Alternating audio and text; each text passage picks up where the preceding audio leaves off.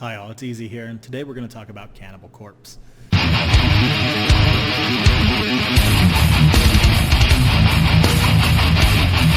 my Cannibal Corpse t-shirt on. I got my Cannibal Corpse dog. It's actually Zelda. How you doing, Zelda? She just likes to join from time to time, sometimes on job interviews, sometimes while we're working. She just needs a lot of attention all the damn time.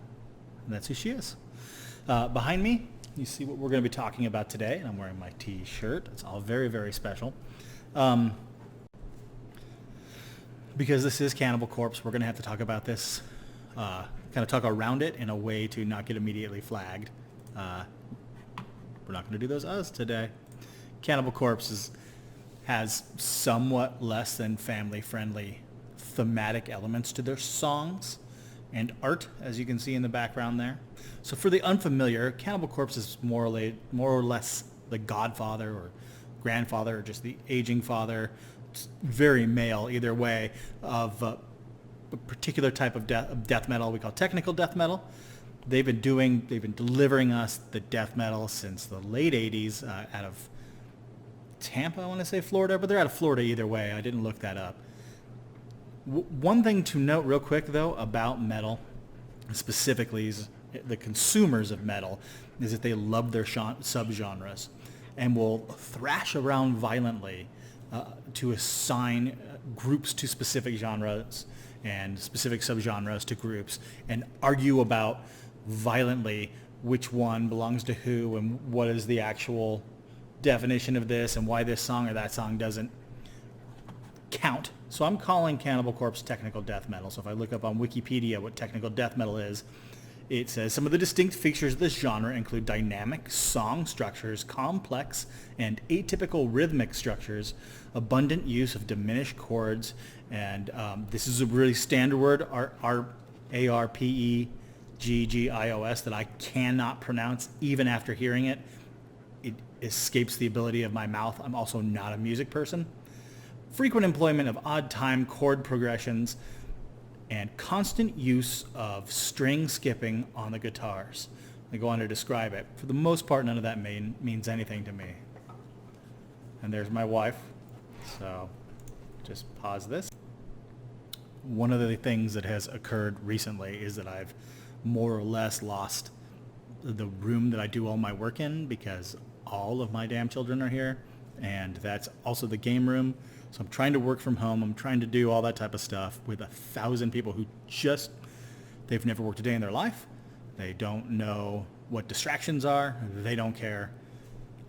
So my choices are be in a different place or one by one go Cannibal Corpse on them and strangle them, leave them in the field, something along those lines. Not ready to do that yet, so I'm kind of doing this out in the kitchen area now, which is coming with its own series of challenges. Anyway, I went to technicaldeathmetal.org, and off to in traditional death metal or metal style, off to the right here is a list of genres. There's at least 30 plus of these. I'll read just the ones that are prefaced with the word technical. We got technical black metal, technical brutal death metal, technical deathcore, technical grindcore, technical melodic death metal, technical metalcore, technical thrash metal. So those are their defined technical death metal thing. So I looked at Cannibal Corpse on here. There's only one album listed, and it's actually listed as just death metal. And when I looked them up on Metal Encyclopedia, which you should definitely check out if you're into metal, it's a fun page, they also listed it death metal. In the tradition that is the death metal community, I have to actually go kill my dog now, who can't decide what room she wants to be in. And everybody's working in this amazing conspiracy to slowly take just the shreds of sanity I have left. Just remove them from me until I'm this screeching, neurotic nightmare of a human being. So one moment, please. I legitimately have no idea where I was. Something about death metal. Oh, yeah, so Cannibal Corpse is defined as death metal and not technical death metal. And I don't care. Everybody else is wrong. I am correct. such is the way of our community, and we can fight each other and argue and then drink over it. That's how that'll go. So if you, I have this whole thing here that was pretty funny that I wrote that I'm not going to read because I don't care what I wrote. So the first thing you'll notice about Cannibal Corpse, if you look it up, is their album cover. So this isn't an actual album cover. This is a cover from the DVD Centuries of Torment. And this is what this whole video is about, is how I came into that and what that means to me. So Cannibal Corpse has produced 14 studio albums. They have a 15th on the way. They got a documentary DVD, and you've seen their shirts everywhere as the Eaten Back to Life, zombie eating itself.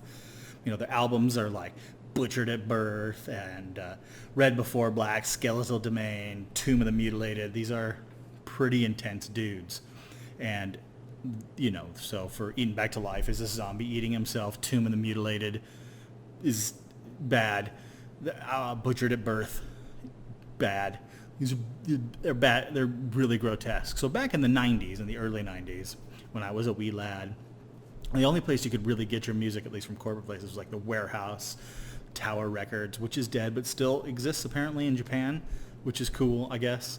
Best Buy. Now there were little indie shops too, and they were phenomenal. The indie shops had unique things, lots of bootleg stuff. It's where we got like the Nine Inch Nails Broken video back in the day, the video that he banned himself. Well, we found a VHS copy at, I want to say like East Side Records off of Mill Avenue, off a side street in Mill Avenue in Phoenix, Arizona.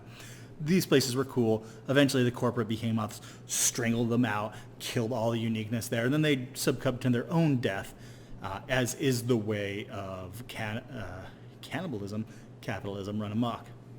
Anyway, so I would go in there. Internet was just now breaking out into the new world, so you couldn't really just look things up the way you can today. You certainly couldn't download individual songs. We were still many years away from an iPod. And I would go over 12, 13 years old and sneak when nobody was looking over to the C section, pop through the CDs there until I came across Cannibal Corpse, and I would look at those things and I would just freak the heck out. Those covers were just horrifying, and then you'd flip them over and you'd read the song titles, which I won't repeat here. They've gotten a lot tamer in the recent years. Scalding Hail. Can't remember the name of any other titles off the Evisceration Plague off the top of my head right now, because Priests of Sodom is actually, that's a really good song. I really like Evisceration Plague. It's a great album. Anyway, in those days, the song titles were terrible, horrifying things. A lot of violence against women that was really common there. I remember seeing an interview later in life where they were talking about how in their latest album they had reduced their violence against women. They were so proud of that. And it's just a bizarre alternate world. So it would freak me out. We'd look at that and go, how does this exist? Why does it exist? Why is this allowed out there? Who's buying this? Who's listening to this? What is this? But I never got to hear it. The internet wasn't there. I didn't have any friends who had these albums. I certainly wasn't going to buy that album. Just no, and just pull the devil itself into my world. Too scary, too weird, too out there for me.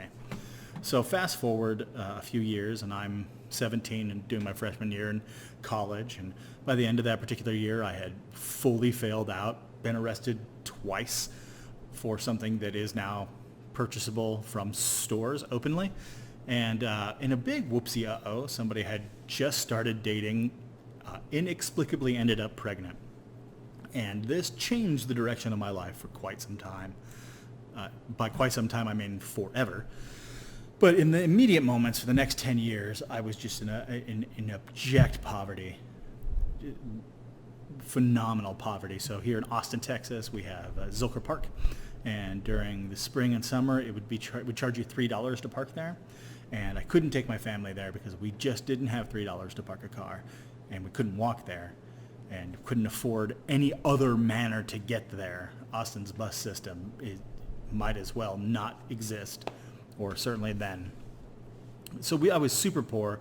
Throw on top of that I was married to an individual who steadfastly refused to let me listen to anything more aggressive than Counting Crows, a band I loathe on a cellular level. So I didn't get to listen to any metal. And when that relationship inevitably fell apart, And I found myself, and we can talk about this some other time, homeless, returning back to college for my 5th attempt. I started a process where whenever I'd scrapped up any money, any spare money, which was pretty rare, I would go to Waterloo Records off of Lamar and 6th, and I would buy an album randomly. And I started buying albums from things I'd never heard of before: Cattle Decapitation, Black Dahlia Murder, other things that aren't brutal, horrifying death metal, but a lot of metal, because it was what was denied me. And eventually I went in and I bought Tomb of the Mutilated by Cannibal Corpse, and I bought Evisceration Plague by Cannibal Corpse, which I believe was the album that had just come out at that point in time. And I would listen to those as I lived in a van, cruised around from Austin to San Marcos where I was going to school, and I'd put those things on as I drove back and forth, sometimes getting to visit my kids, who are here now, who earlier you heard me soft threaten to murder. Life really grows and changes. So it's a thing where when you're a child and you're afraid of a spider, and then you have to get over that fear and you buy a tarantula, which you can see in the background of my other videos when they're back in that rib. And so that's what Cannibal Corpse was for me. Fast forward another decade. I've graduated college finally. I've built a career bit by bit, and for the first time ever, I wasn't in abject poverty. That took a long time, by the way. I'm missing 9 teeth. They're just gone because I couldn't go to dentists. It went so far into debt, my credit score was just bottomed out. It took years and years and years of paying things off, going to dentists and just having teeth removed and fixed and what have you. And teeth are still bothering me. I just shattered one this other week because of the damage that happens from poverty. So once I hit a point where I actually had dug myself out of that hole and had some spare money again in my life, I started buying new things that I couldn't do for almost 20 years at that point in time. We'll say 15 years. And one day, a couple of years ago, I was on Instagram, follow Vince Locke. And Vince Locke is the man who did this art. He's also, if you're into indie comics, you may have seen Dead World. He's been around forever. This is what he does. And he popped up and said, I am selling the original Centuries of Torment DVD.